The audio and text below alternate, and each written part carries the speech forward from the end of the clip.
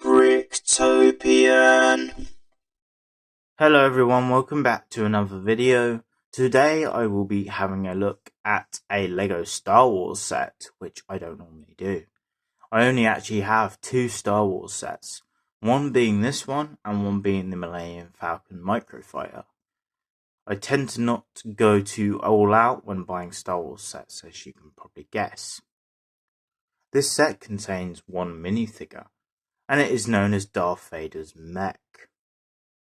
It is a 6+ set, and it will cost you £12.99 in the UK. It is set number 75368.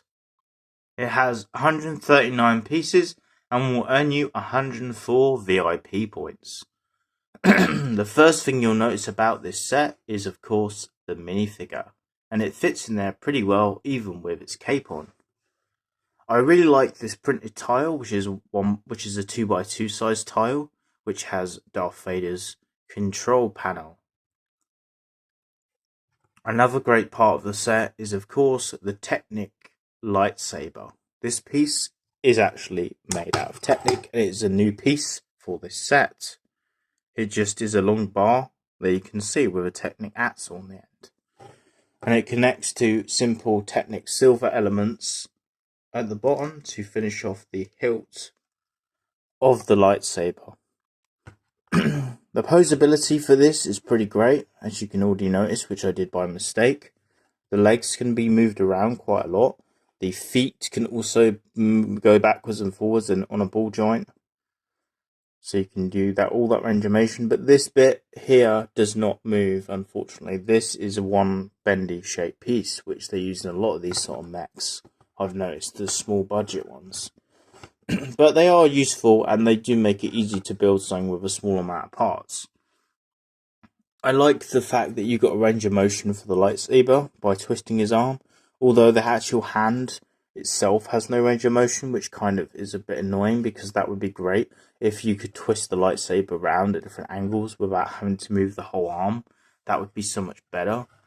For the fingers, you get these clips that have the holes in that are used to connect bars. I forget what they're called, but you get those for the fingers. And on the thumb, it's just one of these sloped tiles. One of the more harshly shaped tiles, the 1x2 shape was.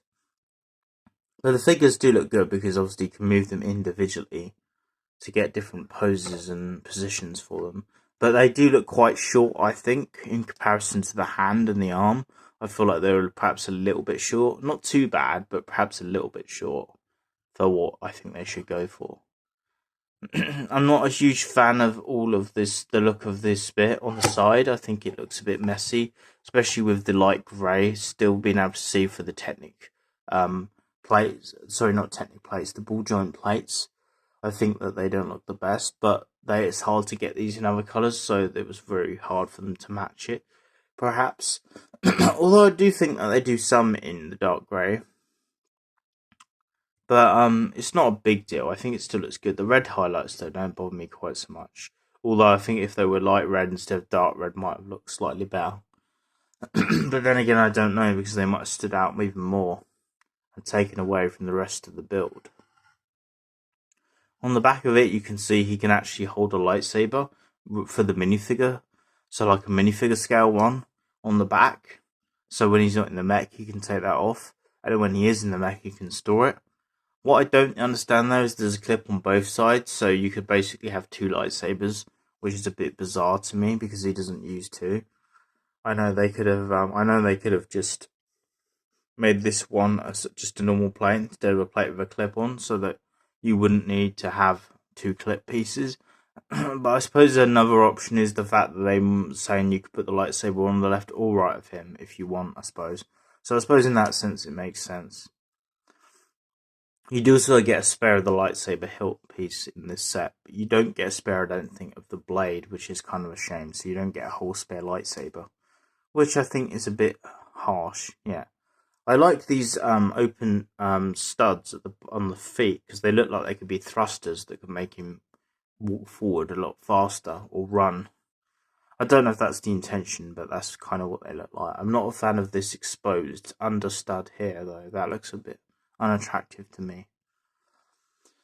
The back of the legs look good, I think, on this part, even though they have the same problem as like I said on the arms, where you got this light grey bit, which is like meshed in there for the ball joint, and the dark red is alright, but yeah.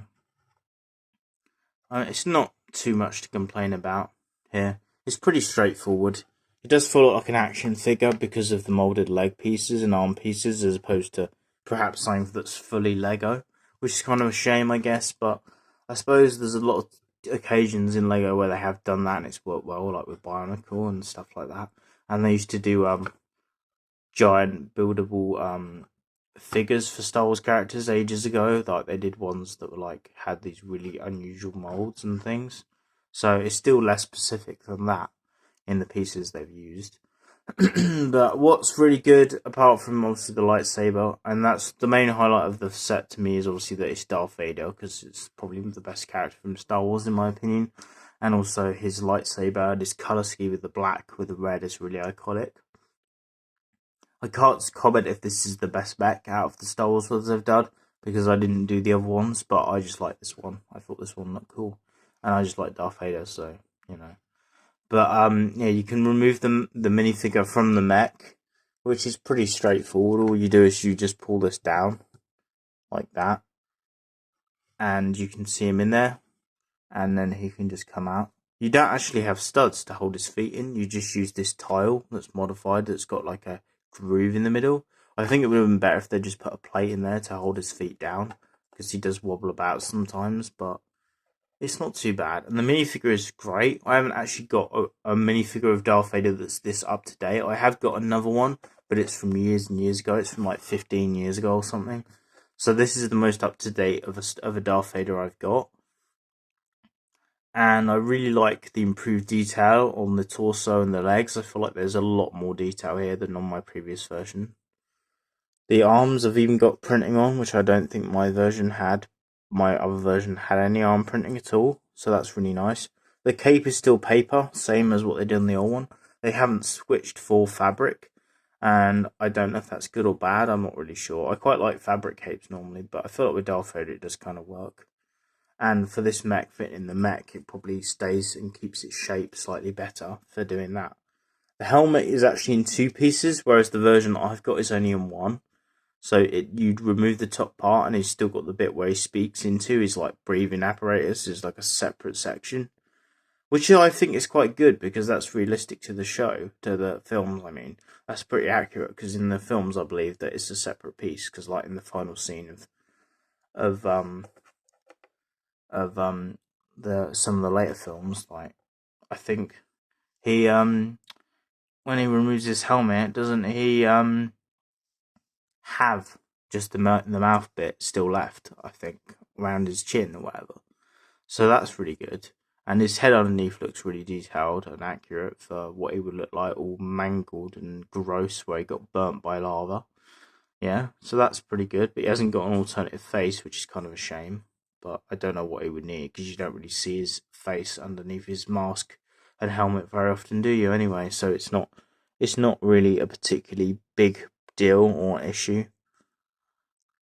So yeah, there's not a lot else I need to say on this minifig really. It's pretty great. I feel like it is better than the one I had before, than the older version of Darth Vader that I got. And like I said, I don't really have any Star Wars sets. And to be honest, I don't know as much about Star Wars as I should, because I do like the films and I've watched them, but I'm not a super fan as some people. I still like Star Wars, but I'm not like, it's not my favorite thing ever like some people. So my reviews and some of the things I say might not be perfect, or I might say the wrong thing or forget some things. So like I forgot to say A New Hope for the name of the Star Wars film where Darth Vader takes his helmet off and things like that. Whereas if I had more knowledge, I wouldn't forget. But yeah, and he looks great with his lightsaber, holding his lightsaber in his hand like that. Looks great to me. He always is a great minifigure, and he's one of my favourite minifigures ever. Darth Vader is, anyway.